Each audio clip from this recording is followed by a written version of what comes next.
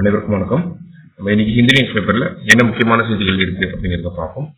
So முதல்ல பார்த்தோம் அப்படின்னா நமக்கு தமிழகம் ரிலேட்டடா இருக்கக்கூடிய ஒரு சில செய்திகள். இங்க என்ன கொடுத்துருக்காங்க அப்படின்னா, bone point broken piece of gold found in Pudukkottai அப்படின்னு சொல்லி கொடுத்துருக்காங்க. அதாவது நமக்கு பொற்பனை கோட்டை அகழ்வாராய்ச்சி தளம் அப்படிங்கிறது கேள்விப்பட்டிருப்பீங்க. இந்த பொற்பனை கோட்டை அகழ்வாராய்ச்சி தளத்துல பார்த்தோம்னா கிட்டத்தட்ட 192 இருந்து 196 சென்டிமீட்டர்ல இருக்கக்கூடிய ஒரு எலும்பு துண்டு அப்படிங்கிறது கண்டுபிடிக்கப்பட்டிருக்கு. போன் பாயிண்ட் அப்படிங்கிறத சொல்றாங்க. அடுத்ததா ஒரு 7.8 கிராம் அளவுல ஒரு கோல்டன் ஆர்னமெண்ட் அப்படிங்கிறது கிடைச்சிருக்கு. ஒரு சின்ன ஒரு குண்டுமணி மாதிரியான ஒரு கோல்டு அப்படிங்கிறது கிடைக்கப்பட்டிருக்கு. நமக்கு பொற்பனை கோட்டையை பொறுத்த வரைக்கும் பார்த்தோம்னா 2021 இருந்து நமக்கு அகழ்வாராய்ச்சிகள் அப்படிங்கிறது தொடர்ச்சியா போயிட்டு இருக்கு. அதனுடைய கண்டுபிடிப்புகள் அப்படிங்கறத இங்க கொடுத்திருக்காங்க. அடுத்ததா பாத்தீங்கன்னா, Tamil Nadu to set up echo clubs in all schools to advance climate education அப்படின்னு சொல்லி கொடுத்திருக்காங்க. அதாவது நமக்கு தமிழ்நாடு கிளைமேட் சம்மிட் அப்படிங்கிறது சென்னையில நடந்துட்டு இருக்கு. நேற்று தான் இனாகிரேட் பண்ணிருக்காங்க. சரிங்களா? இந்த தமிழ்நாடு கிளைமேட் சம்மிட்ல ஒரு இம்பார்ட்டன்ட் அனௌன்ஸ்மெண்டா சூழல் மன்றங்கள், அதாவது அதுதான் இங்கிலீஷ்ல எக்கோ கிளப்ஸ் அப்படின்னு சொல்றாங்க. தமிழகத்தில் இருக்கக்கூடிய பள்ளிகள்ல சூழல் மன்றங்கள் அப்படிங்கிறத கொண்டு வர போறோம். இந்த சூழல் மன்றங்கள் மாணவர்களுக்கு பார்த்தோம்னா காலநிலை மாற்றம்னா என்ன, கிளைமேட் சேஞ்ச்னா என்ன, அதனால ஏற்படக்கூடிய தாக்கங்கள், விளைவுகள்லாம் என்ன, இம்பாக்ட், கான்சிக்வன்சஸ் பத்தி எல்லாம் இவங்க இந்த சூழல் மன்றங்கள் மூலமா மாணவர்களுக்கு சொல்லி தர போறாங்க. கிளைமேட் சேஞ்சுக்கான ஒரு ஆக்டிவிட்டியை மாணவர்கள்ல இருந்து தொடங்கணும் அப்படிங்கிறது ஒரு குறிக்கோளாக வச்சிருக்காங்க. அது மட்டும் இல்லாம வேற என்ன அறிவிப்புகள் வெளியாகிருந்துச்சு அப்படின்னு பார்த்தோம்னா, நம்ம அரசாங்கம் கிளைமேட் எஜுகேஷன் அப்படிங்கறத ஒவ்வொரு மக்களுக்கும் கொடுக்கணும் அப்படிங்கறத நினைக்கிறாங்க. ஓகேங்களா? அதனால கிளைமேட் எஜுகேஷனுக்கான ஒரு பிரத்யேகமான அரசு கொள்கை அப்படிங்கிறது வெளியிடப்படும், ஒரு கவர்மெண்ட் பாலிசி அப்படிங்கிறது வெளியிட போறோம் அப்படிங்கறத சொல்லியிருக்காங்க. சரியா? அதான் இந்த செய்தியில நம்ம பார்க்கிறோம். அடுத்ததா பாத்தீங்கன்னா, எடிட்டோரியல் பேஜ்ல ஜஸ்ட் ஒரு இஷ்யூ பேஸ்டா ஒண்ணு கொடுத்திருந்தாங்க. ஓகேங்களா? என்ன சொல்லியிருக்காங்க அப்படின்னா, learning steps India must further strengthen it's investment in school education அப்படின்னு சொல்லி கொடுத்திருக்காங்க. அதாவது நமக்கு இந்த பட்ஜெட்ல பார்த்தோம்னா எஜுகேஷனுக்கு என்ன மாதிரியான விஷயங்கள் வந்திருக்கு அப்படிங்கறத பத்தி தான் கொடுத்திருக்காங்க.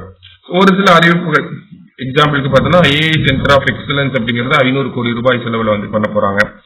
ஸ்கூல்ஸ் எல்லாம் பார்த்தோம்னா பிராட்பேண்ட் கனெக்டிவிட்டி அப்படிங்கறத கொண்டு வர போறாங்க. ஐஐடிஸ் வந்து எக்ஸ்பேண்ட் பண்ண போறாங்க.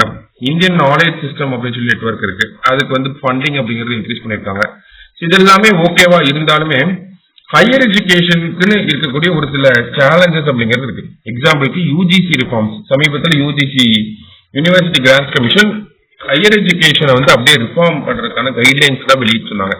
அதுல வந்து நம்ம மல்டிபிள் என்ட்ரி அண்ட் எக்ஸிட் 2 வருஷம் படிக்கலாம், மறுபடியும் கேப் எடுத்துட்டு மறுபடியும் அடுத்த 3rd இயர் 4th இயர் அதுக்கப்புறம் வந்து படிச்சுக்கலாம். சைமல்டேனியஸா 2 கோர்ஸ் படிச்சுக்கலாம். ரொம்ப சீக்கிரமாவே ஒரு கோர்ஸை படிக்கும். 4 வருஷம் கோர்ஸை 2 வருஷத்துல முடிக்கிறதுக்கும் ஆப்ஷன்ஸ் இருக்கு. 4 வருஷம் கோர்ஸை 5 வருஷம் 6 வருஷம் படிக்கிறதுக்குமான ஆப்ஷன்ஸ் இருக்கு. ஷார்ட் லேர்னிங், எக்ஸ்டெண்டட் லேர்னிங் அப்படிங்கிற மாதிரியான விஷயங்கள், இந்த மாதிரி சிலபஸ் சேஞ்சஸ், இந்த மாதிரி நிறைய ஸ்ட்ரக்சரல் சேஞ்சஸ் அப்படிங்கறத கொண்டு வந்திருக்காங்க. இது எல்லாமே வெஸ்டர்ன் எஜுகேஷனோட அலைனாய், வெஸ்டர்ன் கான்செப்டோட அலைனாய் வருது. இதெல்லாம் இம்ப்ளிமெண்ட் பண்றது யார் அப்படின்னு பார்த்தோம்னா ஸ்டேட் கவர்மெண்ட்ஸ் தான். ஆனா ஸ்டேட் கவர்மெண்ட்ஸ்க்கு சரியான அளவுல நிதி ஒதுக்கீடு செய்யப்படல அப்படிங்கறத சொல்லியிருக்காங்க.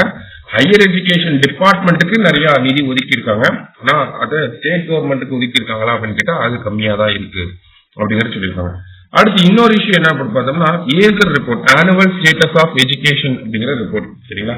Annual status of education report. இந்த ரிப்போர்ட்டை பொறுத்த வரைக்கும் பார்த்தோம்னா நமக்கு பிரதம் அப்படிங்கிற என்ஜிஓ தான் இந்த ரிப்போர்ட்டை ரிலீஸ் பண்றாங்க. இவங்க இந்தியாவில் இருக்கக்கூடிய இந்த ஆரம்ப கால கற்றல் அப்படிங்கறத பத்தி தான் ஸ்டடி பண்ணுவாங்க. Foundational literacy and numeracy. இந்தியாவை பொறுத்த வரைக்கும் ஃபவுண்டேஷனல் லிட்ரஸி அண்ட் நியூமரசி அப்படிங்கிறது கொரோனா காலகட்டத்தோட கம்பேர் பண்றப்ப இப்போ ஓரளவுக்கு பரவாயில்லையாம இருக்கு. ஆனா ஓவராலா பாக்குறப்ப இது ரொம்ப குறைவான ஒரு விஷயம் தான். சரிங்களா? ஏன்னா கிட்டத்தட்ட 23% தான் இருக்கு.